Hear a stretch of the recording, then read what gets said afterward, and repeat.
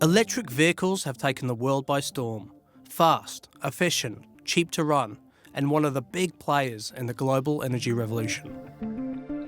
And here at GD's Research and Development Center in China, the future of driving is looking amazing. I'm meeting with Bernard, an expert in new energy testing. He heads up the team developing and testing powertrains. What are powertrains? Well, to put it simply, they are all the things that make a car move. Bernard, thank you so much for inviting me here to Ningbo in China. I've been so excited about this the entire trip and before I got to China. I believe you have an incredible testing center here. Yeah, absolutely. Do you mind showing me? Yeah, I don't mind at all. Yes. Let's go. So Rosh, here, welcome to our new energy test center. Oh my God. This is our heart of a powertrain development. What we see here is a bit of Geely's heritage. It's our first in-house developed complete powertrain. If I had one of these hanging in my garage, I could almost work out how to do assembly. I've had no chance. I'll make it a little bit more clear to you. So this is where we see what is going on here in our facility. So this is our new energy test center. We're testing our powertrains here, and we have 32 test benches dedicated to check everything for the powertrain. And for this one, we also need to control what is going on, not just on the test bench itself, but also for the whole facility. So this literally is like the eyes for the entire facility? This is our control center where all the information comes together. The whole facility is designed to run fully automated 24/7.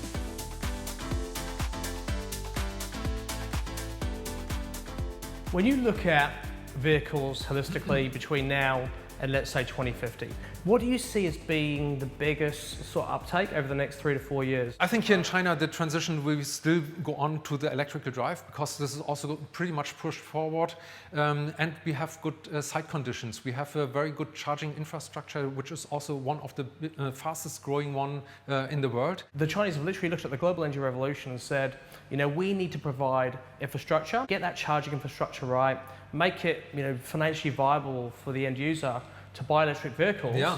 We transition to electric vehicles. Exactly. I think this is also one of the key points. It needs to be comfortable to use for the customer, which is pretty much the case with the electrical energy and the charging station. And right now, with the improvement of the battery packs, of the range of the vehicle, you also don't need to charge like every day. Maybe you plug in once a week. It's also something where people just need to adapt a little bit to it. And then as soon as they get into the car and enjoy the convenience, very easy. My experience in China has been, I've driven past so many EV charging bays, and as you said, huge charging car parks.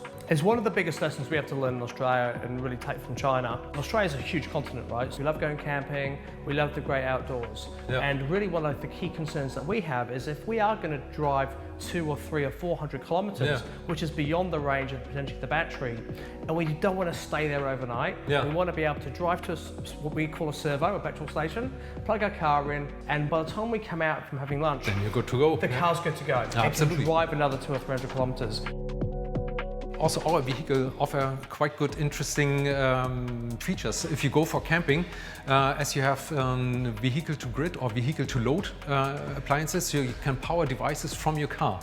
When we introduced our car in Australian market, we were operating at the launch event a coffee machine with our vehicle. You can power some electrical tools based on your battery. You could put a cooling box inside, and with the entertainment system that we have right now in the car, you don't even have the need for a hotel room. Huh? You fold down the seats, have a good time. So where are we now, Bernard? This looks quite a bit freaky. Yeah, exactly. This is one of our NVH test rooms, and if you close the door, I will do the same. These doors are very thick. They are very thick for a good purpose, because they cancel the noise here in the room. Oh my God. And this is a test chamber where we can put on a complete car and make the instrumentation with some microphones around and lift the car up and make the investigation about like the everyday noise that you have. Because you cannot always avoid the noise, but you would like to have a good feedback to the driver so he can feel what is going on, but it should be always pleasant and never bothering. You guys are literally thinking of everything, right down to the minusculest decibel. But you know, it's all about the details at the end that makes a car pleasant and enjoyable. Bernard, I came to China to explore the global energy revolution, and I'll tell you what, standing here right now and having seen what I've seen, it's not just beginning, it is well and truly in full swing. Yeah, absolutely. Well, if the Research and Development Centre didn't blow you away, just wait and see how these cars are assembled. I head about 2.5 hours south to meet with Christina for a tour of one of Geely's amazing car production facilities. Welcome to Taizhou, the home of Geely. I'm absolutely blown away, Christina. I'm surrounded by amazing EVs. I can see these guys are heading to Australia very soon. What am I here to see today? We are gonna see how one of these are built from the scratch, from the stamping, from the welding and spraying, as well as the final assembling, whereas the guys do quality check as well. Christina, that sounds like I'm going to be here for a while. How long does one of these cars take to make? Each one of them takes roughly 4 hours to build from the scratch. Oh my God, I can't wait. Let's go.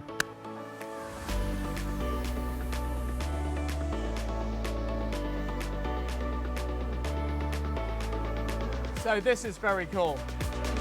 There is a really good balance once again between automation and people.